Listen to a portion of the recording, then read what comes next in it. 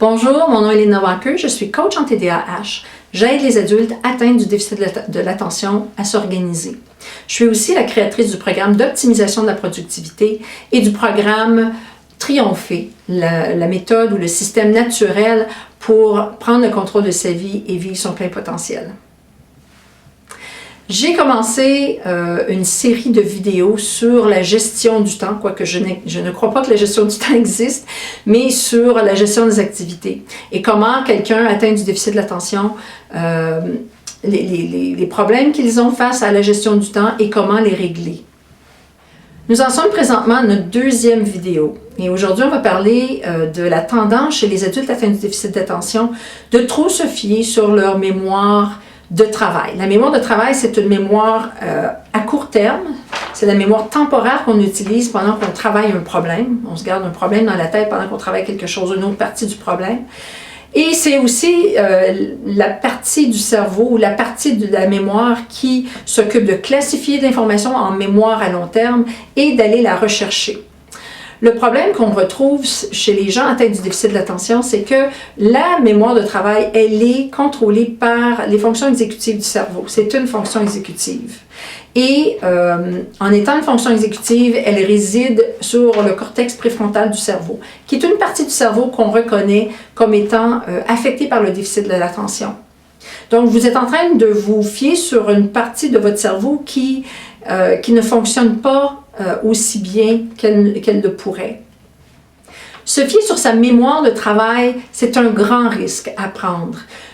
Et plusieurs personnes qui viennent me voir, qui se sont fiées sur leur mémoire de travail, ont vécu des échecs assez importants dans leur relation, des problèmes au travail, parce qu'ils ont laissé tomber des choses qui étaient très importantes ou s'en sont rappelés trop à la dernière minute.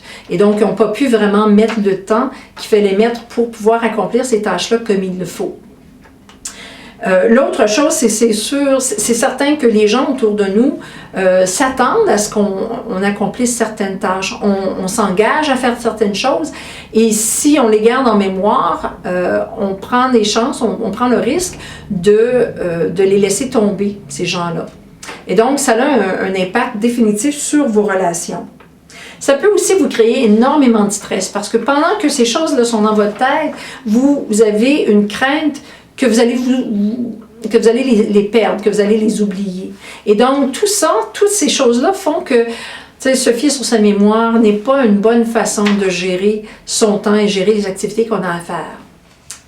Une façon de corriger le problème que certaines personnes vont utiliser, c'est d'essayer d'entraîner leur mémoire à court terme, leur mémoire de travail.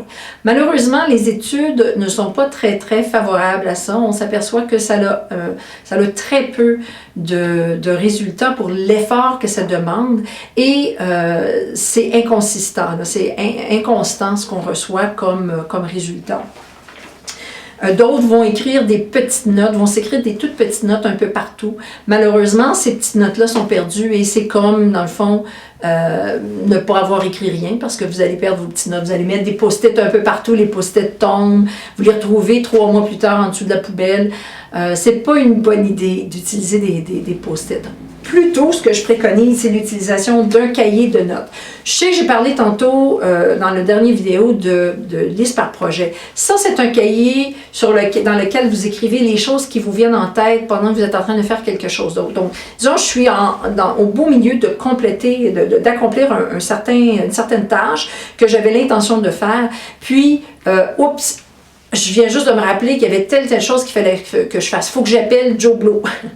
La tendance chez beaucoup de gens avec un déficit de l'attention, parce que vous savez que votre mémoire n'est pas très bonne, vous allez sauter dans la tâche et vous allez appeler Joe Blow et vous allez complètement oublier la tâche que vous aviez l'intention de faire et vous ne l'accomplirez pas.